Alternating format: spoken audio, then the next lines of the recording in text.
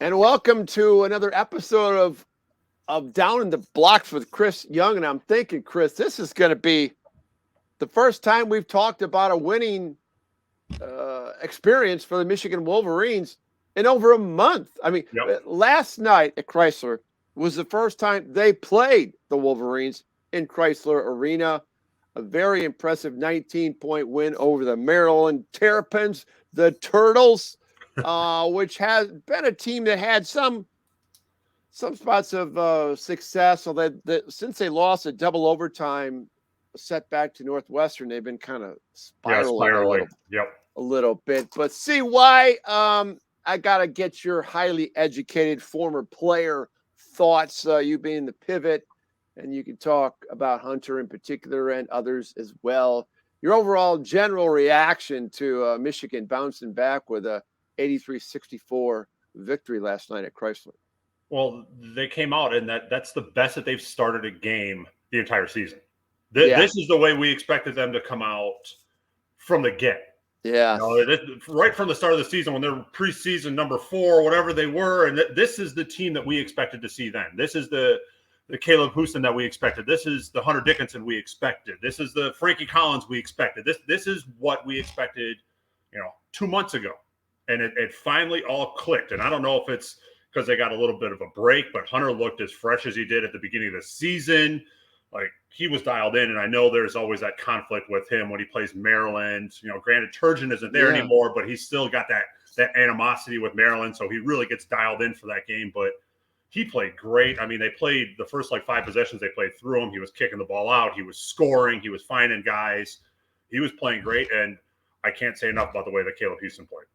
He finally showed a flash of what he's capable of. You watch all these other guys that came out, that are freshmen this year that were, highly touted, first team All-Americans and all this kind of stuff coming out of high school. And they're playing great all over the country. And Caleb Houston never showed that. And finally last night we got to see just a glimpse of what he's capable of. Okay, let me address all that. And literally, this is why, it's always good to have a forward player on, because Hunter Dickinson, you literally took the words out of Hunter Dickinson's his first remarks. We had the scrum. We had Hunter last night. We had Caleb, and we had Devontae Jones and Jawan. And in the post-game interview, and it went a long time because it's a lot more fun when they're winning. You know what that's like. So one of the first things that Hunter said was this. He said, well, this is what you saw tonight was why we were preseason number 6. This is what it was supposed to be. This is exactly what you said. Yes. And that was the first thing it said. But then he kind of shared, and this is why I like scrum interviews where it's not where he's up in the front of everybody. We kind of go around him, and we don't have the SID. T-Dub's not there. T-Dub's over. Used to do it with us, where it's just all of a sudden there's microphones and cameras and everything right in your face. Yep. That's the best. That's the best stuff you get from a media. Absolutely. Okay. And we haven't been able to do that much. We couldn't do it in football. We're starting to do it in basketball. But he's just more forthcoming in his comments. And sure. I didn't, he was sicker than a dog. He said he really wanted to play in that Michigan State game, something fierce. Okay. So Friday, this game was a Saturday game, right? So Friday, he woke up not feeling, punky and everything, like something was coming on. Okay. But he didn't want to get tested because he wanted to play in the game. Of course. It's like, that's kind of the way it is. That's you don't know goes, man. Finally, he got, finally got the fever and everything. So they said he got to get tested. He got the test around 8:00, 7:00 at Friday night. And then 3 hours, it took 3 hours to get the results. And then that's when the 10:00 thing came down and everybody's accusing Michigan of, but the whole, they had 9 guys, whatever, that were sick. And it was, he was really sick. In fact, the Illinois game, he said he was warming up for the Illinois game, and it's like he was like dizzy. Yep. So, he has been vaxxed, but it was like one of those things. So This was a guy that had not played any. He had one good practice, Chris. Monday, when I say good practice, they kept him under surveillance. He wasn't going super hard, but it looked like it was doable. And then when he was warming up, it was like I was keeping my eye on him. It was like he was warming up, but kind of, taking breaks and things like that. I didn't know where this Mhm. was going. And then all of a sudden he comes out like a house of fire. Yeah. And so Yeah, that and was great. it couldn't have been a better game for him to come back and play. Like I said a moment ago, true. where it's this is a big game for him. This Yeah. is as big for him personally as the Michigan State game is for them as a team. This was something that he was trying to come out and prove a point. So he had one good practice under his belt, but he was just running on pure emotion last night. Yeah. And that's what you need. You need a game like that to get back to.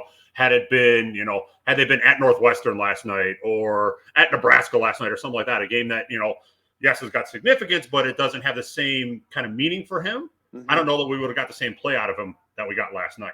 Right. Now, and the other thing I asked Juwan this, and I asked Caleb this as well, hitting that first shot. I mean, it was the first trip down the court. Yep. And it was a perimeter J where that's his shot. It Yep. wasn't, and he had some dribble drive penetrations, things like, or, he had a flash to the hoop for a layup. Yep. I mean, he had an all-around great game, 16 Yes. points for Caleb Houston. Yep. And, I'm like I'm like just anybody other normal person, fan. It's like, wow, when's this going to come out where he's going to start playing? And I asked Juwan about that. He says this kid is really, he's got great parents, a lot of support system, believes in himself, and doesn't get down on himself. And he knew it was coming. And I'm not saying it's going to be, all of a sudden the switch is on for good. Yeah. But you need a game like that. How important is it when you were as a player, that first shot, or that first whatever good, rebound, whatever, box out, rebound. Yep. Well, how important is that to get off to a good start, to carry that momentum, especially when you're young? It's incredibly important. That first possession, the first time you touch the ball, if you kick it out of bounds off your foot or something like that, it just kind of sets a tone for you. Or in my case, where I'd get it and I'd attack the rim with everything I had, and I was trying to dunk on somebody that first possession, to just kind of, I'm setting the tone for how I'm going to play and what they should expect from me. The ball went into Hunter Dickinson. He kind of faced up a little bit. Perfect skip pass. Hit him right in the hands. He didn't have to dribble. He didn't have to reach for it. Hit him right in the shooting pocket. He went up and shot it, and it was perfect. Yeah. And you could see like a weight was lifted, because before that he was 2 for 22 from three. I mean, he couldn't hit water if he fell out of a boat. I mean, he was just in a bad way. So just seeing that, and then he was confident to shoot the next one. And then he was like, okay, well, I've made a couple. Let me dribble drive a little bit. Let me start to expand my game. And you could just see the growth just from that one thing. And a lot of it's on Hunter, because he made such a perfect pass. He did. Double teamed. Everybody sank into him. He was by himself, and he knocked down the shot. Yeah. So I'm looking, what Wyrot gives us the stats. Okay. Mm-hmm. So with Hunter Dickinson, you got 6 assists from your big man. Yep.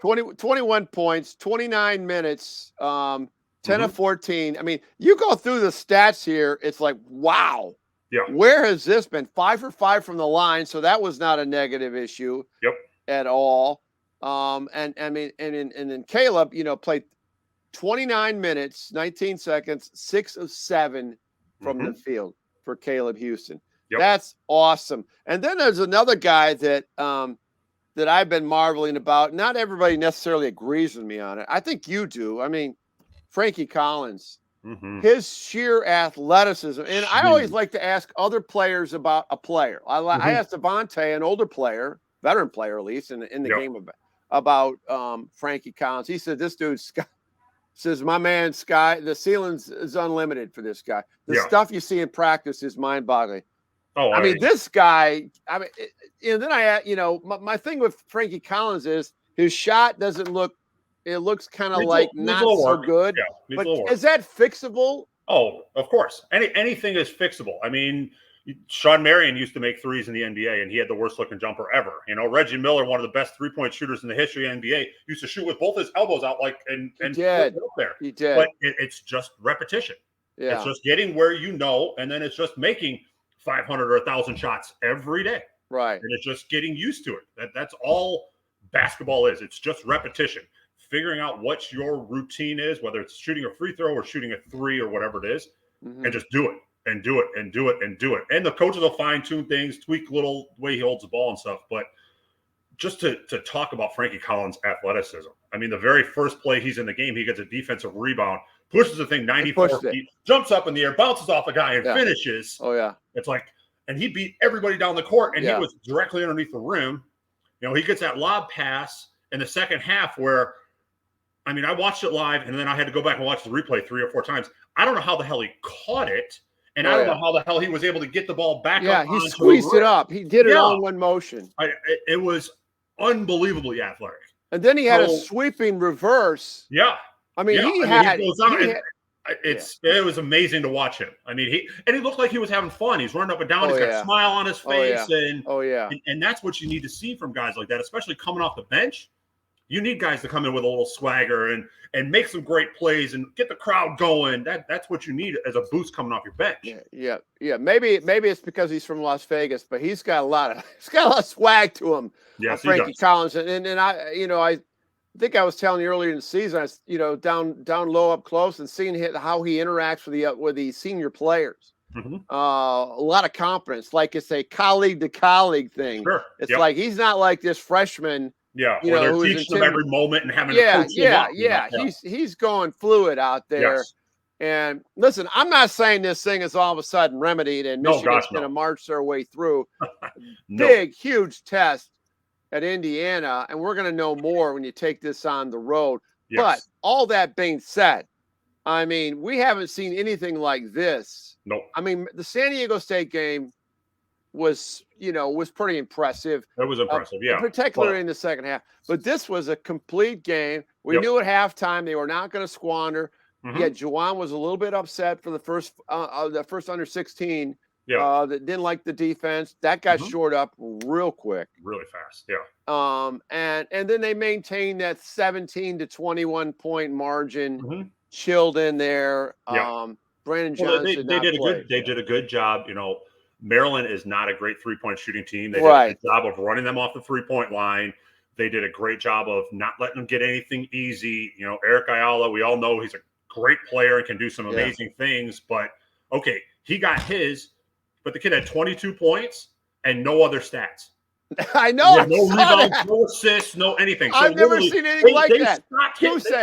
It was basically like Jordan rules. It's like, okay, we're going to slow him down, but not let him contribute in any other way in any other facet of the game. So they did a good job. Musa Diabate did a great job on him. Terrence Williams did a great job on him. They did a good job of throwing different bodies at him. It was a great defensive effort. They really looked, for the first time this year, they looked dialed in on defense. Yeah, which we hadn't seen. We hadn't seen them go for an extended period of time from one media timeout to the next where they're dialed in on defense. Maybe a play or two, but never like what they did last night. Yeah. So maybe I'm thinking, and I'm trying to foreshadow things. In late March, we're looking back. Hey, that turning point was that Maryland game, whatever. But sometimes having a challenge can galvanize a team. Mm-hmm. I mean, we have the Zeb Jackson scenario here. Yep. That he's off the team. I mean, that's pretty obvious. And I mean, that looks like a looming transfer, slam dunk. No, that's just going to happen. Yep. And that just didn't work out. And that happens. Sure. I mean, David DeJulius did not work out. And he was not recruited by Juwan Howard. Yep. I mean, he was a beeline guy. So maybe that has something to do with it. Regardless. That's fine. Yeah. Well, and that's the way, I had guys transfer out when I was playing and stuff like that. It's like, if you guys don't want to be here, that's fine. Yeah. Go wish you all the best of luck and, go do what you got to do. If it's not a good fit, it's not a good fit. Mm-hmm. He would have been a great addition to this team. He showed some tremendous flashes, but, there was obviously something there, whether it's chemistry with the coaches or chemistry within the team, that it just didn't work. Yeah. So, that's fine. But back to that, not hitting bottom, but I mean, the Central Florida game, the Rutgers game, there were some moments there, the total disinterest of being, I'm just perception of watching that game in Piscataway on television. That it was, but I'm gonna go back to Champaign because they lost. Yeah, Hunter didn't play. Brandon didn't play. Brandon still didn't play this game. Yeah, but I thought there were moments, even though offensively they were still, it was still not good. I mean, there wasn't that fluid.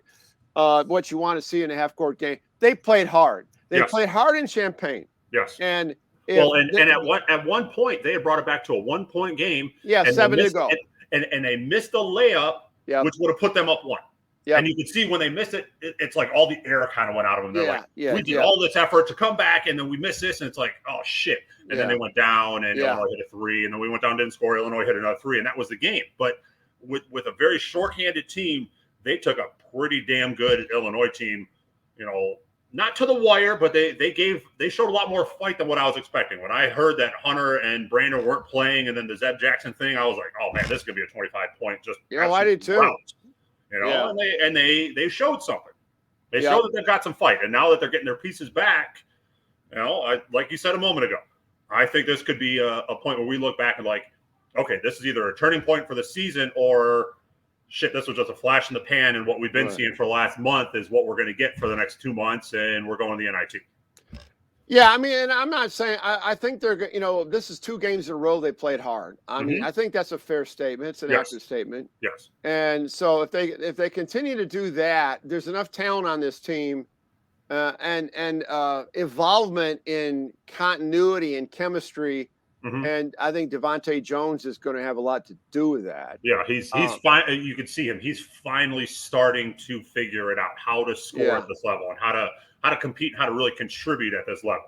Where I mean, it took a long time, and I was definitely not a Devontae Jones believer for a big part of the season. But after the last couple of games, I'm starting to jump on his bandwagon. So how do you feel about? I know you know what it's like playing down in Bloomington. I mean, at Assembly Hall. And it's the overhang and all that stuff. Yeah. Well, and Sunday afternoon, CBS, they got bananas. It's going to be 150 degrees in there. Yeah. Oh yeah. How do you think they're gonna do? Michigan. If they come out with the same energy, and then we get Brandon Johns back, and he can play whatever capacity just for another body to throw out there, because Indiana's got a couple bigs that are. I mean, they're a problem. Well, Trace Jackson, they're a big problem. And if Hunter gets in foul trouble or Musa gets in foul trouble, we need that extra body. But if they come out and they play hard defense, they can put it together, string some things together, and they make some shots. That's a very winnable game for us. Oh, I think so too. I think, and looking ahead at our schedule, we've got Michigan State coming up at the end of the month, but I mean, aside from Michigan State, we've got a lot of very winnable games coming up the next 3, 4, 5 games. Well, speaking of Michigan State, I mean, I think it's the right amount of distance of time between now and when the games play, which is a week from Sunday, that they might be hitting stride even more. Yeah. I mean, they got 2 more games. They got Indiana before Michigan State. They got Indiana on Sunday, and then a week from tonight, Wednesday night, as we're taping this, they got Northwestern, which. Albeit they dropped an opportunity against Wisconsin at home last night, but they beat Michigan State. Yeah, they went to the Breslin and beat Michigan State. And so I mean, God, I mean, that would be a quality win. I'm sorry, even if it's at home, that's a quality win. Yes. They could have a decent amount of confidence. Granted, they're jumping into a freaking, the Lions' mouth. I mean, it's a buzzsaw coming up here. That's for sure. Well, because now, Izzo's putting these guys through the gauntlet in the practices this week because he doesn't think his team. I mean, they got out rebounded by or they turned the ball over 17 times against Northwestern. They're getting out rebounded, which was unheard of for Michigan State. They're not tough, and so I mean, But you know what? Probably won't beat them at Breslin, but if we get that other game rescheduled, they could beat Michigan State. Oh, for sure, and they could beat anybody at home. Oh, absolutely, they could beat anybody at home. Absolutely. And then after Michigan State, then they've got Nebraska, who, we all know about the Fighting Hoibergs. They're just not – they can't put it together at the end of a game. So, that should be a W. And then we got to play Purdue. Yeah. And we'll see what we can do. And I think this I think this is a really good opportunity for this team to really start to make a push, to build on what happened last night and show, look, we're capable. We deserve not necessarily be where we were ranked preseason and at the beginning of the season, but we're a much better team than what our record shows right now. Yeah, there's no doubt about it. And, Michigan is 8-7 right now. I never thought it'd be that way. Yeah. But, they're 2-3 in the Big Ten. Mm-hmm. And you know what? If they, I don't mean to sound flippant going the other direction, but I mean, they could win. They could be over 500 big. You just never know. They can get to 10-11 wins in the Big Ten. I think that's very doable. They could go 9-11 and still play pretty good because some of these, Big Ten's tough. Yep. I haven't even looked at when they play at Wisconsin, Iowa, whatever. Yeah, that's coming in the middle to end of I February. mean, Iowa went to Minnesota and won. That gets my attention. Wisconsin is like, good Lord, Greg Gard's going to be coach of the year. Yes. I don't know. I didn't see that coming. No. At all. Brad Davis has been there for 27 years. Maybe that's he came in there when you did, right? Yes. When you Yes, he did. Yes, he did. Jeez. I mean, so it's like they're just good. They're really good. And Johnny Davis is a terrific player. Oh, he's tremendous. I mean, if he's not up for National Player of the Year, what so else I'm suddenly bullish on the blue. Yeah. A little disappointed with the crowd, though. Michigan's 8-7 right now. Of those 7 losses, how many of those are really truly bad losses? The one at Rutgers, okay, most people don't win in Piscataway. The Central Florida game was bad because of circumstances. That's a bad loss. But you look at Arizona, you look at North Carolina, you look at Seton Hall. These are all top 25 teams. These are all teams that are going to make the tournament. So, a young team that's playing against teams that either were not ranked or on the verge of being ranked, and we lost to them, and now we're seeing what those teams are capable of. So that should give Michigan fans a little bit of like, okay, maybe this record doesn't truly reflect where we're at. And then after last night, build on that. I think these guys can really show us something now. Yeah, they can. Well, we are going to break it down if you're available. I mean, that's for all Michigan fans here on the Crawford Podcasting Network. If you did not know, Michigan's playing Indiana down in Bloomington. 3:30 on CBS. I think they're wrapping that around the playoff games of the NFL. Oh yeah, they'll get good viewership, I am sure. So if you're available, let's try to do them right hot off the press, maybe right after that game or a little bit on Sunday evening. And get your perspective on things as Michigan heads into the Northwestern game a few days later. See why you bring it strong as always, as you did in the pivot. Wearing that number 45 jersey for the Wolverines. Yes, sir. Until next time, my friend, go blue, and hopefully you can keep this streak going. Go blue. Thanks, Tom. All right.